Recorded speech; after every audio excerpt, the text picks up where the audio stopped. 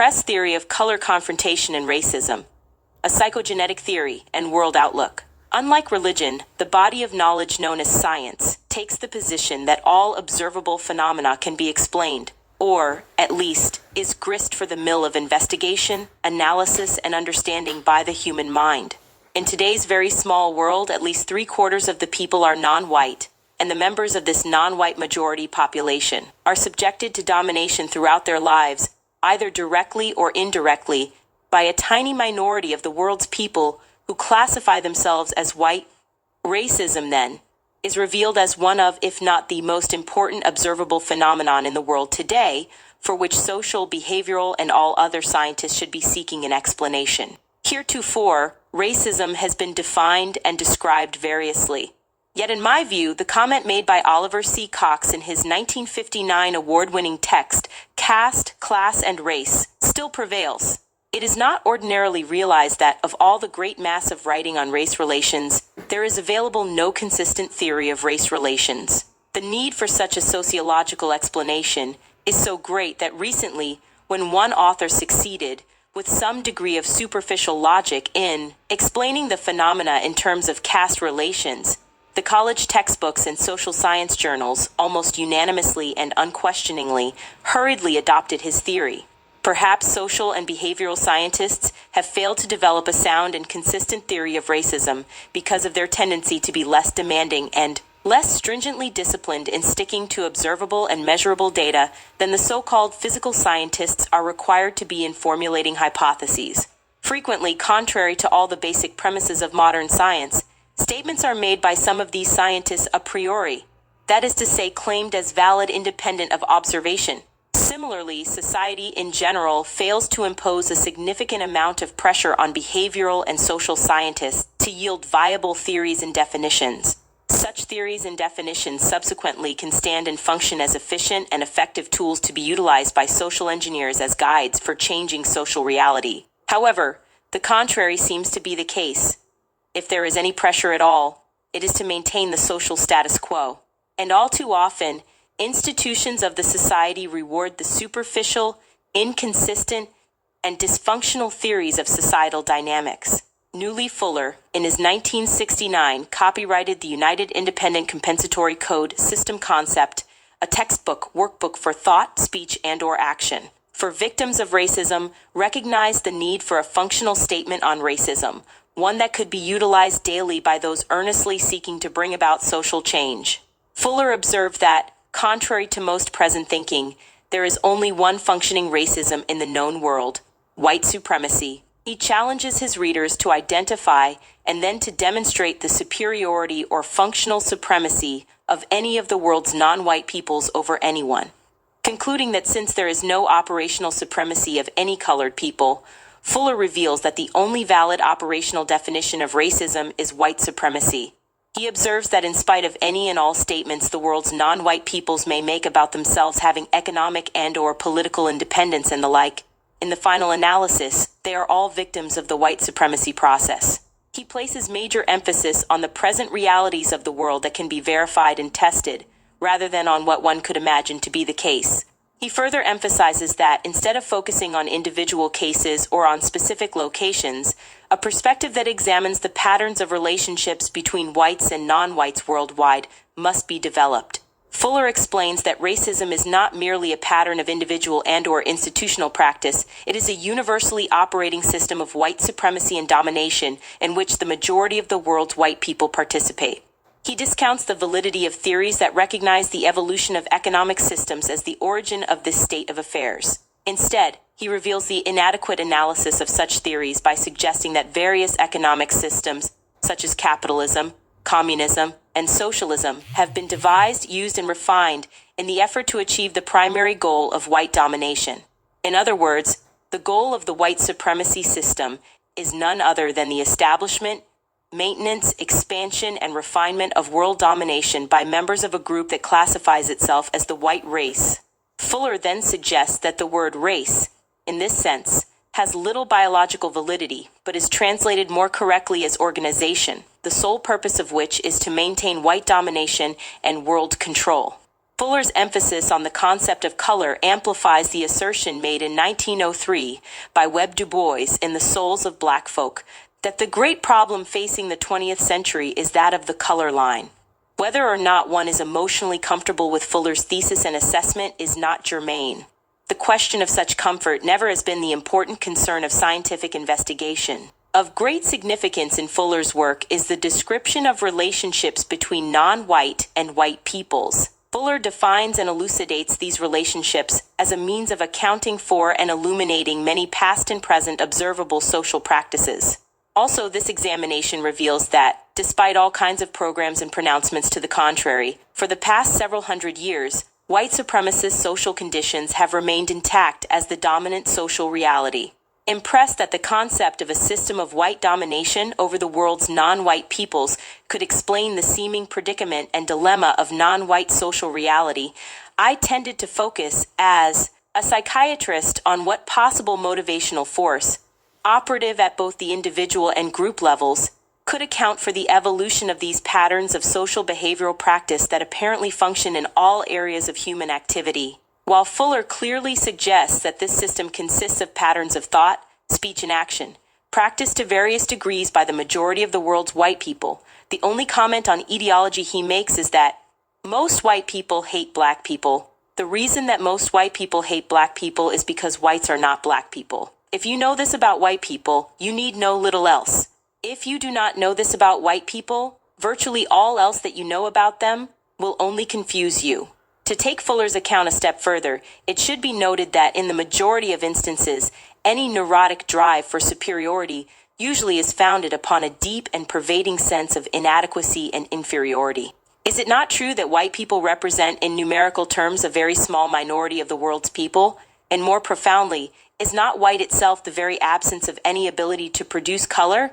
I reason then that the quality of whiteness is indeed a genetic inadequacy or a relative genetic deficiency state, based upon the genetic inability to produce the skin pigments of melanin. The vast majority of the world's people are not so afflicted, which suggests that color is normal for human beings and color absence is abnormal. Additionally, this state of color absence acts always as a genetic recessive to the dominant genetic factor of color production. Color always annihilates the non-color, white. Black people possess the greatest color potential, with brown, red, and yellow peoples possess the lesser quantities respectively. This is the genetic and psychological basis for the Cress theory of color confrontation and racism.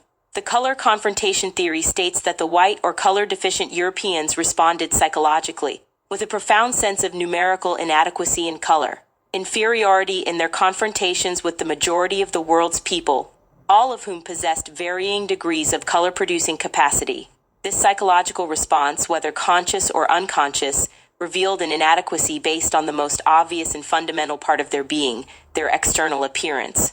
As might be anticipated in terms of modern psychological theories, whites defensively developed an uncontrollable sense of hostility and aggression.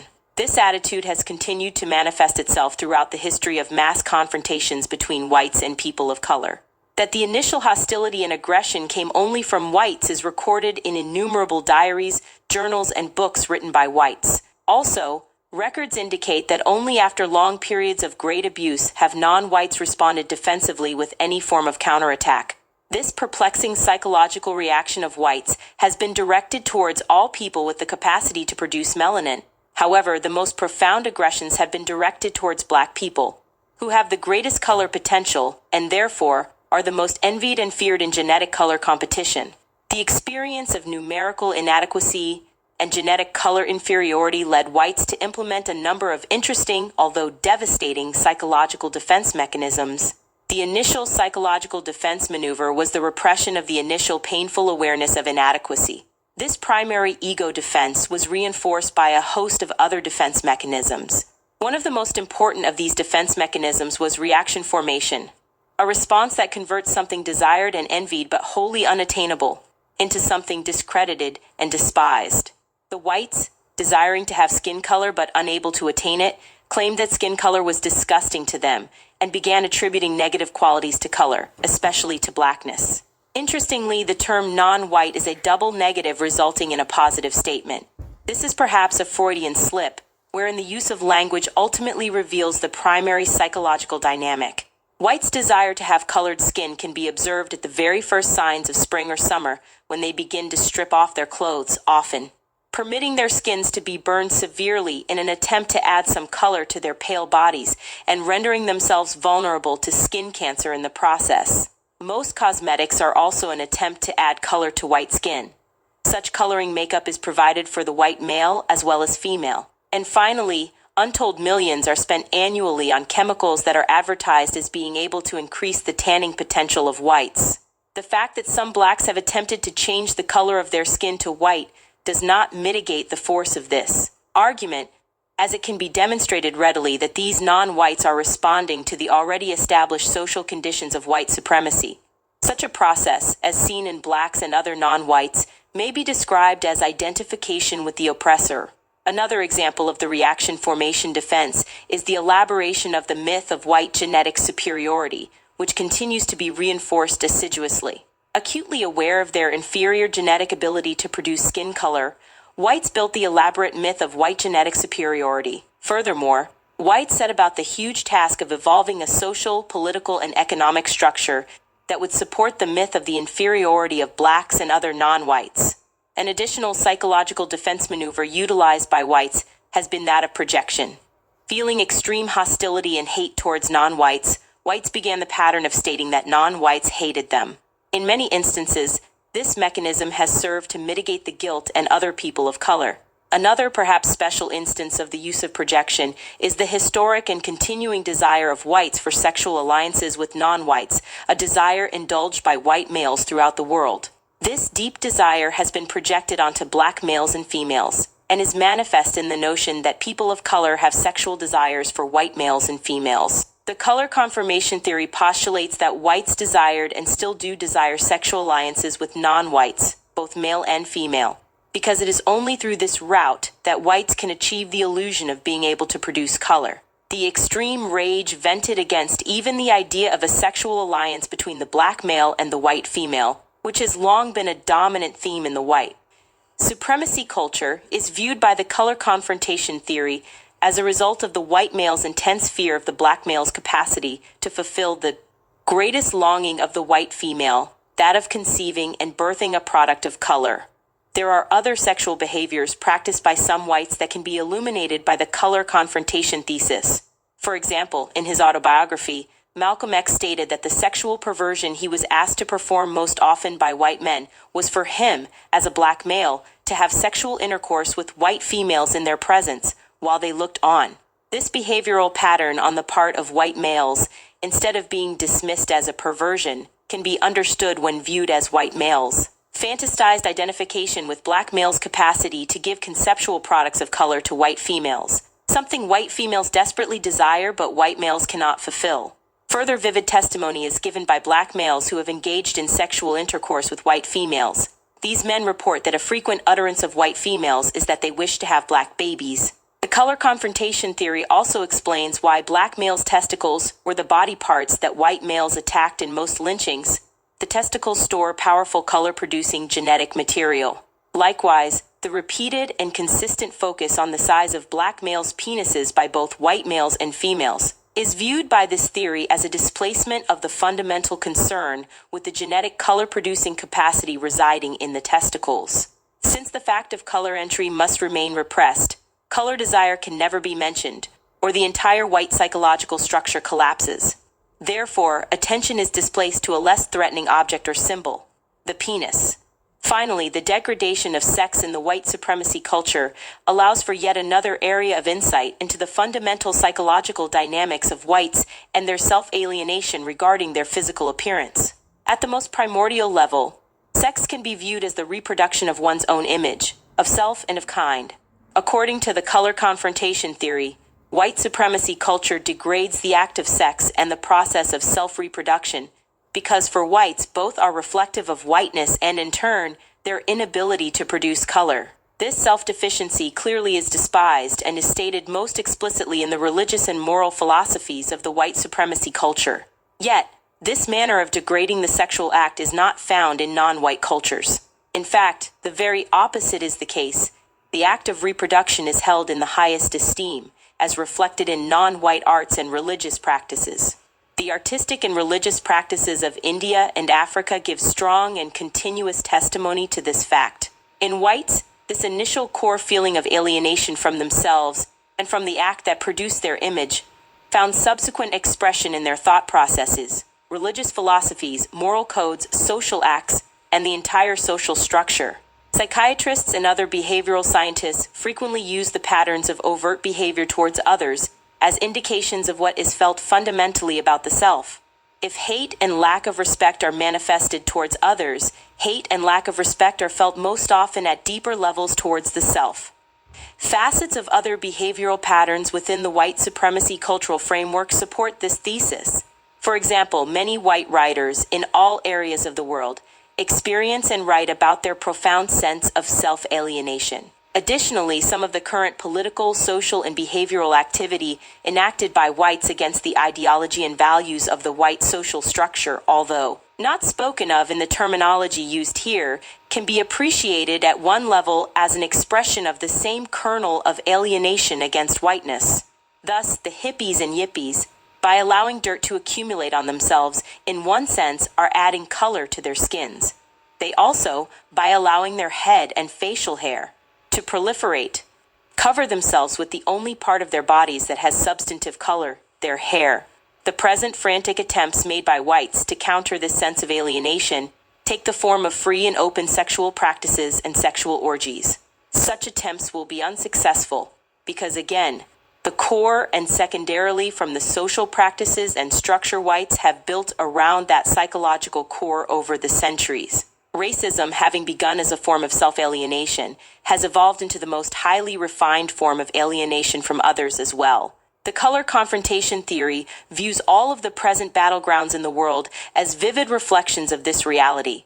The destructive and aggressive behavioral patterns being displayed by white peoples towards all non-white peoples is evidence of the inner hate, hostility, and rejection they feel towards themselves, and of the depth of self-alienation that has evolved from the genetic and psychological kernel of color inadequacy. The mass inability of whites to live and attend school in the presence of non-whites is expressed in the patterns of black and white housing and education throughout this country and the world. In terms of the color confrontation thesis, this inability is seen as the apparent psychological discomfort experienced by whites in situations where, in confronting their neighbors of color, they must face their color inadequacy daily. Also, the myth of white superiority is exploded in the presence of equitable social and economic opportunity. The white personality in the presence of color can be stabilized only by keeping blacks and other non-whites in obviously inferior positions. The situation of mass proximity to blacks is intolerable to whites because blacks are inherently more than equal. People of color always will have something highly visible that whites never can have or produce, the genetic factor of color. Always, in the presence of color, whites will feel genetically inferior. The difficulty whites have in according non-whites socio-political and economic equality within the white supremacy structure stems neither from a moral issue nor from political or economic need, but from the fundamental sense of their own unequal condition. In regards to their numerical inadequacy only by placing themselves in socially superior positions. The color inadequacy of whiteness necessitates a social structure based on white superiority. Only tokenism can be tolerated by such a motivational psychological state, wherein the evolution of the myth of the exceptional non-white is used again as a defense mechanism. The thrust towards superiority over peoples of color, the drive towards material accumulation, the drive towards a technological culture, and the drive towards power are all cornerstones of the universal white supremacy culture, and they are viewed, in terms of the color confrontation theory, as responses to the core psychological sense of inadequacy. This inadequacy is not measured in terms of infant size as compared with that of the adult, as postulated by Alfred Adler. Rather, it is an inadequacy rooted in the inability to produce melanin. This genetic state is, in actuality, a variant of albinism. The color confrontation theory further postulates that whites are vulnerable to their sense of numerical inadequacy. This inadequacy is apparent in their drive to divide the vast majority of non-whites into fractional as well as frictional minorities. This is viewed as a fundamental behavioral response of whites to their own minority status. The white race has structured and manipulated their own thought processes and conceptual patterns, as well as those of the entire non-white world majority, so that the real numerical minority illusionally feels and represents itself as the world's majority, while the true numerical majority illusionally feels and views itself as the minority. Interestingly, the white collective, whenever discussing the question of color, never discusses any of its own particular ethnic groups as minorities, but constantly focuses on the various ethnic, language, and religious groups of non-white peoples as minorities. Then great efforts are made to initiate conflict between these arbitrary groups. This is one of the key methods by which a minority can remain in power.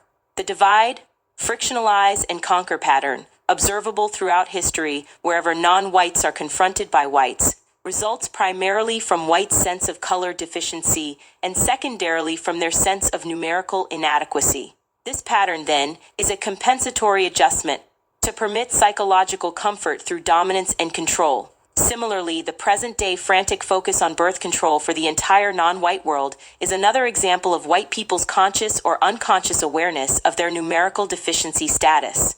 There is never great emphasis on controlling the births of whites. In fact, there are some white governmental groups that give dividends to citizens for increased procreation.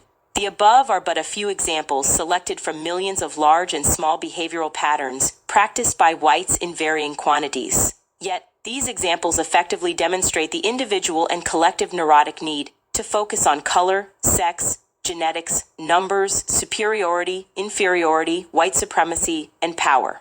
The color confrontation theory contends that all of the above can be explained on the basis of the core psychological sense of color deficiency and numerical inadequacy.